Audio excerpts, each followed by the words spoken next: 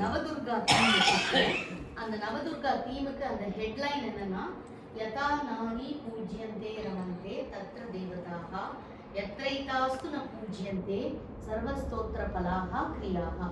எங்கெல்லாம் ஸ்திரீகள் ஆராதிக்கப்படுறாளோ அங்க 33 கோடி தேவர்களும் ஆசீர்வாதம் பண்றா அப்படிங்கிறது தான் அந்த பலன்.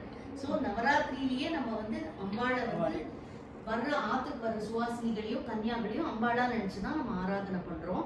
அப்போ அந்த தீமை பேஸ் பண்ணி இந்த வருஷம் என்னோட கனடாலேருந்து என்னோட 2 பேத்திகளும் டாட்டர் இன்லாவும் வந்திருக்காங்கிறனால குழந்தை கன்யா, என்னோட செகண்ட் டாட்டர் இன்லா பிரெக்னென்ட், அதனால எல்லா ஏஜ்ல இருக்கிற விமன்ஹுட்டையும் டிஸ்கிரைப் பண்ற மாதிரி இந்த நவதுர்கா தீம் வச்சிருக்கேன். அதுல ஃபர்ஸ்ட் வந்து பிரதமம் சைலபுத்ரி.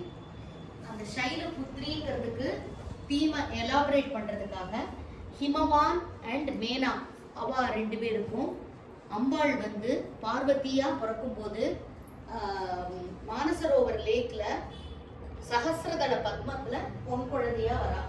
அவர் வந்து மானசரோவர் லேக்ல நின்று தபஸ் பண்றார். யாரு?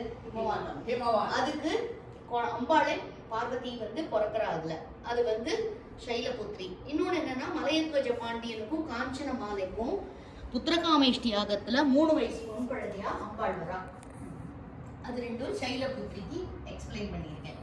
அப்புறம் த்விதீயம் பிரம்மச்சாரிணி. 2வது நாள் அம்பா 2வது நாள்ல பிரம்மச்சாரிணியா இருக்கா. இந்த பிரம்மச்சாரிணியா இருக்கும்போது தபஸ்வினியா இருந்துட்டு அவ யோகிக் பலன்ஸ் எல்லாம் இது பண்ணிட்டு சிவனை வந்து அடையணுங்கிறதுக்காக அவ நிறைய யோக இதெல்லாம் பண்றா, யோக தபஸ் எல்லாம் பண்றா. அது வந்து பிரம்மச்சாரிணி. இது அடுத்தது சந்திரகண்டா. சந்திரகண்டாங்கிறது சிவனுக்கு தான் நெத்தியில சந்திரன் வச்சுருக்க. ஆனா அம்பாள் என்ன பண்றா, அவருக்கு பத்னியா வந்ததுனால அவளும் சந்திரனை சூடிக்கிறா. அதனால சந்திரகண்டான்னு சிவனுக்கு பத்னியா அவ வரா. அடுத்தது கூஷ்மாண்டா. கூஷ்மாண்டாங்கிறது வந்து இந்த உலகத்தை எல்லாமே ஜெகன்மாதா அவளோட கர்ப்பத்திலேருந்து உருவாக்குறா.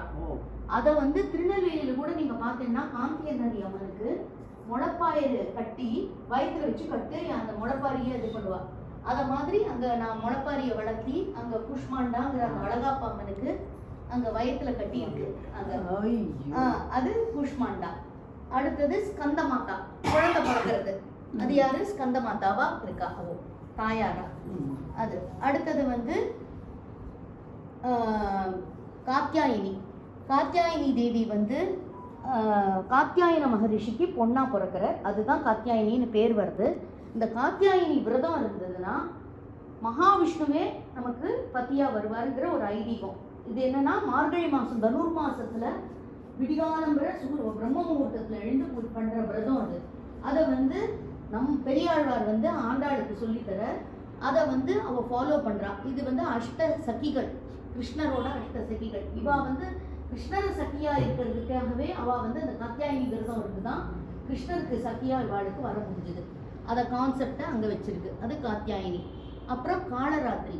காளராத்திரிங்கிற அந்த ரங்கமன்னார் வந்து அவ ஆண்டாள் கல்யாணம் பண்ணிக்கிறதையும் அங்க வச்சிருக்கேன்.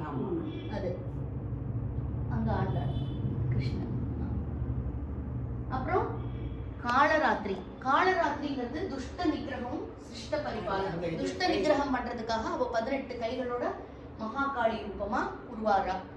அது பண்ணி முடிச்சப்புறம் தேவி என்ன பண்றா, தன்னோட உடம்ப சாந்தப்படுத்திக்க, மனசை சாந்தப்படுத்திக்கிறதுக்காக தபஸ்வினியா இருக்கா. அது மகா கௌரி. இந்த கௌரி பூஜை பண்றதும் அதுக்கு தான். எல்லா சௌபாகியங்களும் நமக்கு வரணும், நமக்கு ஃபேமிலியில இருக்கிற கஷ்டங்கள்லாம் நிவர்த்தி ஆகணும், அதெல்லாம் பிரார்த்தனை பண்ணிக்கிறதுக்கு கௌரி பூஜை பண்றது. ஸோ அந்த மகா கௌரி அங்க வச்சிருக்கேன். அது வந்து காசி விசாலாட்சி கங்கக்கரையில தபஸ் பண்றா, தன் மனசை சாந்தமா வச்சுட்டு சிவனை ஆராதிக்கிறாங்கிறனால அந்த மகா கௌரி அங்க வச்சிருக்கேன். அடுத்தது சித்திதாத்ரி. 9வது நாள் சித்திதா. அந்த சித்திதாத்ரி என்ன, தாமரையில இருக்கா. பாக்கி எல்லா தேவிகளுக்கும் வாகனம் உண்டு, பிரம்மச்சாரிணிக்கு வாகனம் கிடையாது. ஆனா பாக்கி 7 துர்க்கைகளுக்கும் வாகனம் உண்டு. இந்த தேவிக்கு வந்து வெறும் தாமரை மேலதான் உட்கார்ந்துருப்போம். தாமரை வந்து இட் சிம்பலைசஸ் விஸ்டம். அதனால்தான் புத்தாவும் தாமரையில உட்கார்ந்துருப்பார், சரஸ்வதி தாமரையில உட்கார்ந்துருக்கா. அந்த மாதிரி இந்த சித்திதாத்ரியன்னா நம்ம உள்ள வந்து நம்மளோட மனசை வந்து அந்தர்முகமா அம்பாளை ஆராதனை பண்ணோம்னா பகிர்முகமா வெளியில அவளோட விஸ்வரூபம் தெரியும். அம்பாளோட விஸ்வரூபம் 22 முகங்களோட சித்திதா மாதாவோட விஸ்வரூபம் சொல்லிடு. சித்திதா மாதாவோட சித்திதா. அடுத்தது இதுல வந்து குழந்தையில் தீமை கொண்டு வரதுக்காக கன்யாவா சீத்தை வந்து என்ன பண்றா, ஒரு தடவை அவ 5 வயசு குழந்தையா விளையாடிட்டு இருக்கும்போது பந்து உருண்டு சிவதனுஷ் கடியில போயிடுறது. அந்த சிவதனுஷ் இந்த குழந்தை ஒரு கையால தூக்கி இன்னொரு கையால அந்த பந்தை எடுக்கிறத பார்த்துட்டு ஜனகர் அதிசயப்படுற. பெரிய பெரிய ஆம்பளையிலே தூக்க முடியாதது இந்த குழந்தை தூக்கினாலே அப்போ இவளுக்கு எத்தனை ஸ்ட்ரென்த் இருக்கும். இன்னர் ஸ்ட்ரென்த் விமனுக்கு நிறைய உண்டு, இமோஷனல் ஸ்ட்ரென்த் அண்ட் பலத்துல வேணா பிசிக்கல் பலத்துல வேணா புருஷால் ஸ்ட்ராங்கா இருப்பாளா இருக்கும். பட் பெண்களுக்கு ஆன்ம பலமும் இந்த பலமும் உண்டு. ஏன்னா அவ ஒரு உயிரை வெளியில கொண்டு வரும்போது 72,000 நாடிகளும் துடிக்கிறோம். அந்த நாடிகளை துடிச்சுன்னா ஒரு ஜீவனை வெளியில கொண்டு வராங்க. சோ அதனால பெண்கள் வந்து நம்ம வீக்லிங் அப்படின்னு நினைச்சுக்க கூடாது அப்படிங்கிறதுக்கு. சோ அதை வந்து பேஸ் பண்ணி அவர் என்ன பண்றார், அந்த ஜனகர் வந்து அந்த அவளோட சுயம்பரத்துக்கு அந்த தனுசை யார் தூக்குறாளோ அவளுக்கு தான் கல்யாணம் பண்ணி தருவேன் அப்படிங்கிற அந்த பிளானை வைக்கிறார். ஸோ அது வந்து அந்த தீம். இன்னொரு கன்யா தீமுக்கு என்ன வச்சிருக்கேன்னா, லலிதா சஹஸ்ரநாமத்துல பண்டபுத்திர வதோயுக்த சக்தி சேனா சமன்விதா அப்படின்னு. ஸோ பண்டபுத்திரர்களை வதம் பண்றதுக்கு அம்பாள் வந்து பண்டபுத்திரர்கள்ங்கும் போது அம்பாள் டைரக்டா வராம தனக்கு ஒரு புத்திரியை உருவாக்கிண்டு அந்த புத்திரியை வந்து அவனோட சம்ஹாரம் பண்ண வைக்கிறா. அதாவது இது வந்து யுத்த தர்மம். Opponent should be equal. நம்ம வயசுல பெரியவளாகவும் இப்போ அபிமன்யுவை கொலை பண்ணும்போது அதர்ம வழியில கொலை பண்ணான். அவன் சின்ன பையன் தனியா இருந்தான், இவா எல்லாரும் வயசானவா கூட இருந்தா. ஆனா அம்பாள் என்ன பண்றா, அவன் பண்ட புத்திரனை அனுப்புறனால இவளும் தனக்கு ஒரு பொண்ணை உருவாக்கிண்டு அவனை சம்ஹாரம் பண்ண வைக்கிறா. அது ஒண்ணு. இன்னொன்னு என்னன்னா, பண்டாசுரம் வதம் முடிஞ்சப்புறம் ஒரு பண்டாசுரனோட சவத்தை இழுத்துண்டு அம்பாள் வந்து என்ன போறா, காஞ்சிபுர க்ஷேத்திரத்தை நோக்கி போயின்னு இருக்கா. அங்க வந்து பிரம்மா விஷ்ணு சிவன் 3 பேரும் அதிசயப்பட்டு, இது யார் இந்த சின்ன குழந்தை, அதுவும் பண்டாசுரனோட சவத்தை இழுத்துன்னு வந்துட்டு இருக்காளே, இது யாருன்னு கேட்கறா. அவ 3 பேரும் வந்து அம்பாளை கேட்கும்போது தேவி சொல்றா, இவன் வந்து மன்மதனோட சாம்பல்லேருந்து முளைச்சவன், திரும்ப இன்னொரு தடவை முளைக்க கூடாது.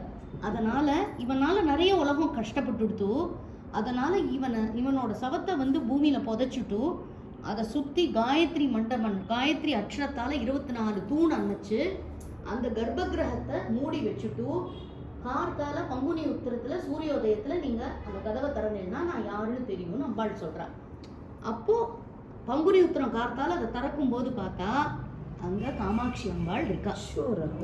ஸோ அது வந்து ஸ்வயமாக உருவான ஸ்வயம்புவா வந்த தேவி, அது யாரும் சிலையை செதுக்கல அப்படி. ஸோ இது வந்து கன்யா கான்செப்ட்ல இதெல்லாம் கொண்டு வந்திருக்கேன். இதெல்லாம் வந்து அதான் அந்த காளி, கல்கத்தா காளி, அவளும் கன்யாவா இருந்துதான் மகிஷாசுரனை வதம் பண்றா. தேவி மகாத்மியத்துல எல்லா சம்ஹாரமும் நடக்கிறது வந்து கன்யாவா தான் அம்பாள் பண்றா. சும்ப நிசும்ப வதம், சண்டமுண்ட வதம், ரத்த பீஜ வதம் எல்லாமே கன்யாவா தான் அம்பாள் பண்றா. அப்போ வந்து இங்க அஷ்ட மாத்ருக்கா அங்க பின்னாடி வச்சிருக்கேன், 8 மாதாக்கள். அந்த ரத்த பீஜன்ற வதனை பண்ணும்போது அவனோட ஒரு சொட்டு ரத்தத்துக்கும் ஒரு ரத்த பீஜம் முளைப்பான். அதுதான் ரத்த பீஜம். பீஜம்னா டிராப். ஸோ ஒவ்வொரு டிராப்லயும் ஒரு அசுரன் முளைப்பான். அப்போ அம்பாள் என்ன பண்றா, தன்னோட உடம்புலேருந்து 8 தேவதைகளை உருவாக்குறா. பிரம்மாணி, மாகேஸ்வரி, கௌமாரி, வைஷ்ணவி, வாராகி, மாகேந்திரி, சாமுண்டா, நாரசிங்கி, 8 பேர் இருக்கா. அப்போ ஒவ்வொருத்தரும் என்ன பண்றா, ஃபர்ஸ்ட் ஒருத்தன் முளைக்கும் போது என்ன பண்றா, முதல்ல பிரம்மாணி வந்து ஜலத்தை தெளிக்கிறா கமண்டலூத்துலேருந்து. அவன் வந்து அப்படியே மயங்கி போயிடுறான். அப்புறம் அந்த பிரம்மாணி என்ன பண்றா, அடுத்தது வந்து வைஷ்ணவி என்ன பண்றா, சக்கர ஆயுதத்தை எடுத்து அவனோட தலையெல்லாம் சிதைக்கிறா. அப்புறம் வந்து மாகேஸ்வரி என்ன பண்றா, சூலத்தால அவனை வதம் பண்றா. கௌமாரி என்ன பண்றா, வேலாயுதத்தால அவனை சம்ஹாரம் பண்றா. அப்புறம் வாராகி என்ன பண்றா, அவளோட கதையால அவனை வந்து அடிச்சு சதைக்கிறா. அப்புறம் நாரசிங்கி என்ன பண்றா, தன்னோட நகங்களாலே அவனை பிழிக்கிறா. அப்புறம் சாமுண்டா என்ன பண்றா, அவனை வந்து தன்னோட கைகளாலேயே வதம் பண்றா. அப்புறம் மாகேஸ்வரி, கௌமாரி, வைஷ்ணவி, இந்திராணி என்ன பண்றா, அவளோட வஜ்ராயுதத்தால அடிக்கிறா. இப்ப 8 பேரும் சேர்ந்து அந்த ரத்த பீஜனே வராம இருக்கிறதே மகாகாளி என்ன பண்றா, அவன் ரத்தம் கீழே வராம அத கபாலத்துல கையில பிடிச்சிட்டு அந்த அவன் கபாலத்திலேயே அந்த ரத்தத்தை எடுத்துட்டு அவ குடிச்சு விடுறாங்க. சோ பூமிக்குள்ளேயே பூமியில விழுந்தா தானே அவன் 100 ரத்த பீஜம் வளருமா அப்படின்னு சொல்லி அப்படி ஒவ்வொரு மதமும் அம்பாள் பண்ணும்போது கன்யாவா தான் பண்றாங்க. சோ அதெல்லாம் கான்செப்டை கொண்டு வர்றதுக்காக எல்லா தெய்விகளையும் இருக்கு. அது சாமுண்டா, மைசூர் சாமுண்டேஸ்வரி. அந்த லாஸ்ட் இந்த பக்கம் கல்கத்தா காளி, அந்த பக்கம் மைசூர் சாமுண்டேஸ்வரி.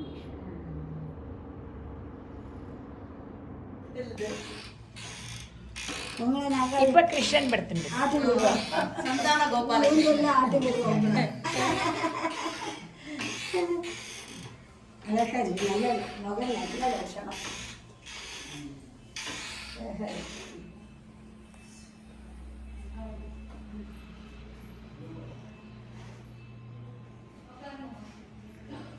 ஜெய் பத்ரி விஷால் ஸ்வயம் யக்த க்ஷேத்ரம். அதாவது பகவான் வந்து நாராயணன் 8 க்ஷேத்திரம் 108 திவ்ய தேசத்துல 8 க்ஷேத்திரம் ஸ்வயம்புவா வந்தது.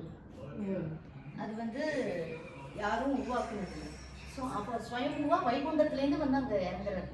அந்த 8 க்ஷேத்திரத்துல அவருக்கு ரொம்பவும் பிடிச்ச இடம் வந்து பத்ரிநாத், பத்ரி நாராயணன். அந்த பத்ரி நாராயண க்ஷேத்திரத்துல எது பண்ணினாலும் 1000 மடங்கு பலம். அதுதான் அதோட ஸ்பெஷாலிட்டி. அங்க என்ன பண்ற, பகவான் வந்து நரநாராயண ரூபம் எடுக்கிறான். நரனாவும் இருக்கு, நாராயணனாவும் இருக்கு.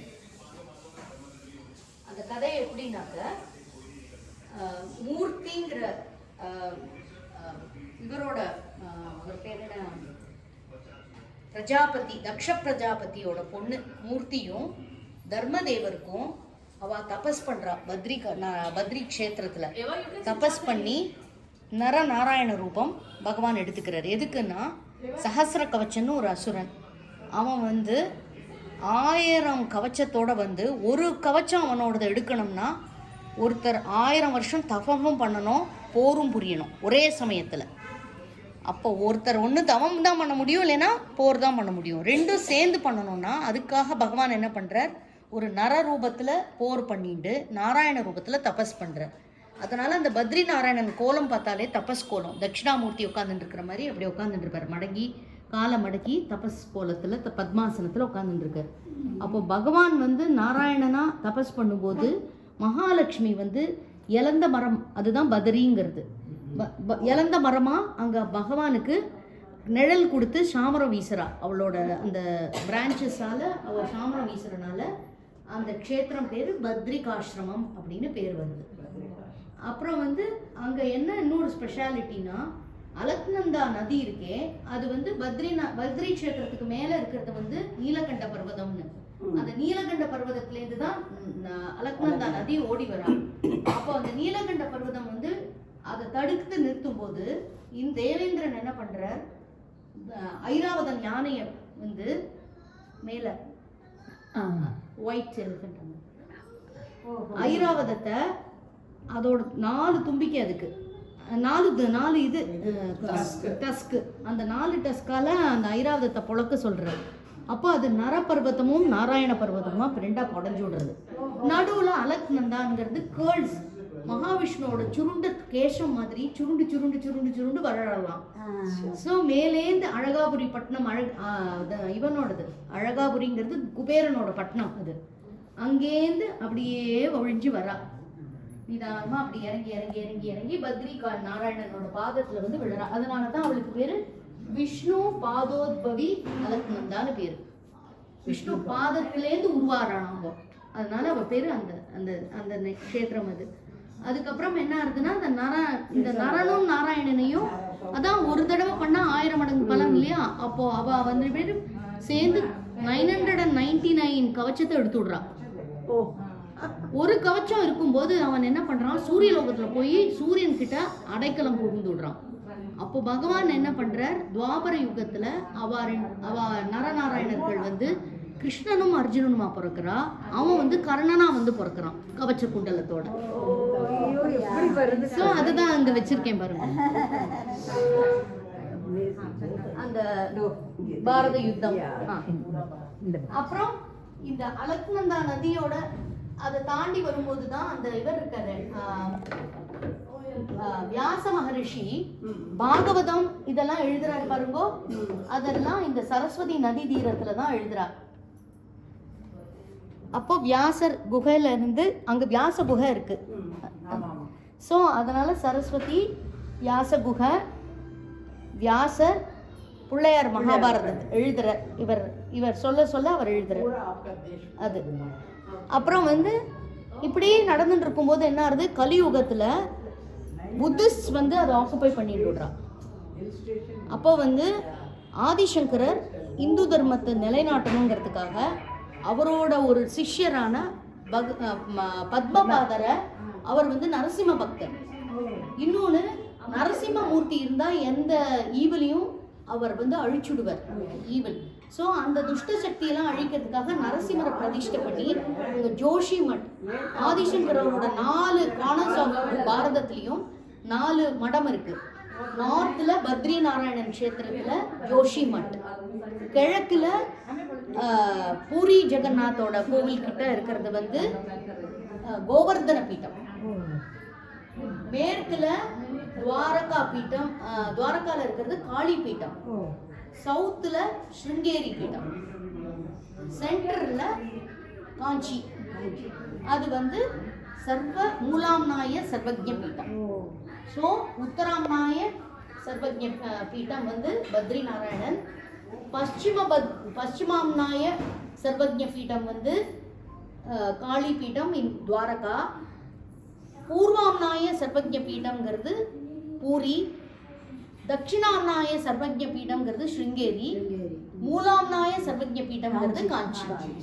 அங்கே அவரே ஸ்தாபிதம் பண்ணுறார். ஸோ இப்படி 4 பக்கமும் ஸ்தாபிதம் பண்ணி, அதில் என்ன பிலீஃப்னா அந்த நரசிம்மரோட கையை இறங்கிண்டே வரதான். இறங்க இறங்க இறங்க அந்த 2 பர்வதமும் ஒன்றா சேர்ந்து பத்ரி க்ஷேத்திரம் அந்த குழிக்குள்ளே போயிடுமா, களி முடியறதுக்குள்ள.